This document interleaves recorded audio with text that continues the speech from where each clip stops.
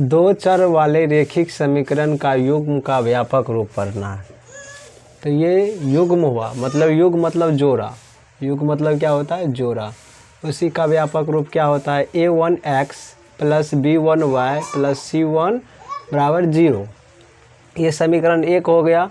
a2x plus b2y plus c2 बराबर 0, ये समीकरण दूसरा हो गया। और कभी काल क्वेश्चन में आता है दो चर वाले रैखिक समीकरण का घात कितना होता है, तो घात 1 होता है। अभी देखिए x का पावर कितना है, 1, और y का पावर भी 1 है, इसीलिए इसका घात 1 हो गया। इसका 3 प्रकार के केस बनता है। पहला केस a1/a2 does not equal to b1/b2, और ढेर सारा इसे आप लिख सकते हैं। इसका देखिए ग्राफ क्या होता है, तो प्रतिच्छेदी होता है। हल क्या होता है, तो केवल एक होता है। कहने का मतलब अद्वितीय हल होगा, सिर्फ इसमें x का मान एगो आएगा और y का मान भी 1 आएगा। यह जो होता है अविरोधी होता है और ये संगत भी होता है। a1/a2 equal to b1/b2 does not equal to c1/c2। इसका ग्राफ जो होता है वह समांतर होता है और हल कोई नहीं होता है इसका, ये असंगत होता है। तीसरा केस में आप देख रहे होंगे कि a1/a2 बराबर b1/b2 बराबर c1/c2। इसका ग्राफ क्या होता है, समपाती। देखिए एक दूसरे पे ओवरलैपिंग है ना, इसी को समपाती कहते हैं। इसका हल अपरिमित रूप से अनेक, मतलब ढेर सारा इसका हल होगा। ये संगत होता है और ये आश्रित भी होता है। तो संगत में आपको देख लिए हैं कि प्रतिच्छेदी क्या होता है, संगत होता है, और समपाती क्या होता है, संगत होता है। पहले रैखिक समीकरण युग्म का हल के विधि कितने हैं, तो हल के विधि कितने हैं, टोटल 4 है। पहला है ग्राफीय विधि, दूसरा है प्रतिस्थापन विधि, और तीसरा है विलोपन विधि, चौथा है वर्गगुणन विधि। तो यहाँ पर हम पहले वर्गगुणन विधि को पढ़ लेते हैं, उसके बाद हम ऑब्जेक्टिव करेंगे। ऑब्जेक्टिव करने के बाद ये दोनों विधि को हम सब्जेक्टिव में पढ़ेंगे। तो आप देखिए इसमें x का मान कैसे होता है, तो b1c2 माइनस b2c1 बटे a1b2 माइनस b1b1। x का मान देखिए यहाँ पर लिखते हैं हम एक बार फिर से, b1c2 minus b2c1 a1 b2 a2b1, और y का मान क्या होता है, c1 a2 minus c2 a1 बटे a1 b2 minus b2 b1। यही x और ये y का मान होता है। इसे आप लोग ध्यान से देख लीजिएगा। उसके बाद बंद कर लो। दो चर वाले रैखिक समीकरण का युग्म का ऑब्जेक्टिव अभी सॉल्यूशन होगा। पहला ऑब्जेक्टिव इसमें है कि निम्न में से कौन x माइनस 2y बराबर 0 तथा 3x प्लस 4y बराबर 10 का हल है।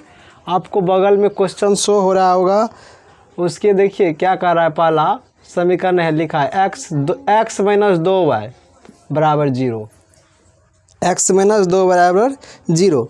तो इसमें कुछ नहीं करना है, ऑप्शन से ही आप लोग को मारना है। x बराबर यहाँ पर कितना है, 2, और y बराबर कितना है, 1, और b में है आपको x बराबर 1, y बराबर 1, y बराबर 1, और c में आपको है x बराबर 2, y बराबर 2, d में है x बराबर 3, y बराबर 1। तो जहाँ पर आपको दोनों बगल LHS बराबर RHS चले आएगा तो वह मान आपका सही हो जाएगा। x और y का मान रखेंगे इसमें। x की जगह पर अगर 2 रखते हैं तो 2, x की जगह क्या रखेंगे, 2, तो 2, माइनस तो माइनस रखे, 2 तो 2, और y की जगह 1 रखे। तो अब देखिए 2 में से 2 गया, क्या हो जाएगा, 0, और 0 बराबर 0, मतलब ऑप्शन ए क्या हो गया आपका सही। अब क्वेश्चन 2 देखिए, कह रहा है कि यदि 0.3x माइनस 0.37 बराबर 0.337 उसके बाद है x, उसके बाद है 0.3 का मान कह रहा है क्या होगा। तो x का मान ऑप्शन ए से टिक मारेंगे। x का मान ऑप्शन देखिए, एक में दिया गया है -1, बी में दिया गया है आपको कितना 2, और सी में दिया गया है +1 और डी में +2। सबसे पहले -1 रखेंगे, यानी कि ऑप्शन 1 का बाद 0.3 गुना -1 -0.37 0.37 गुना -1 -0.3। वही के बाद देखिए कि दोनों गुना कीजिएगा तो प्लस माइनस, तो माइनस हो जाएगा 0.3 हो जाएगा। ये तो उतना ही उतर जाएगा 0.37। आइए देखिए प्लस माइनस माइनस हो जाएगा और 0.37 उतर जाएगा, -0.3। दोनों को जोड़िएगा तो 7 3 10 के 0, 3 1 4, 7 3। देखिए यहाँ पर मिस प्रिंट हो रहा है, यहाँ पर 0 1 बैठा लीजिएगा, पहले यहाँ पर 0 बैठा लीजिएगा, तो 7 और 3 3 6 पॉइंट 0 पॉइंट माइनस में हो जाएगा। अब देखिए यहाँ पर भी 7 3 3 6 और 0 पॉइंट माइनस में ये भी होगा। देखिए ऑप्शन ए में LHS बराबर RHS है, तो ऑप्शन ए सही है। और क्वेश्चन नंबर 3 कह रहा है रेखिक समीकरण का घात होता है। तो आप ही लोग बताए थे ना, रेखिक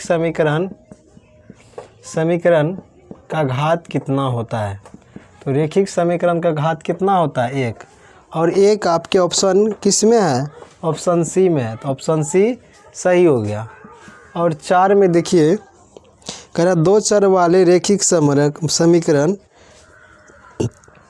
ax + by + c बराबर 0 के कितने अधिकतम हल होंगे संभव है।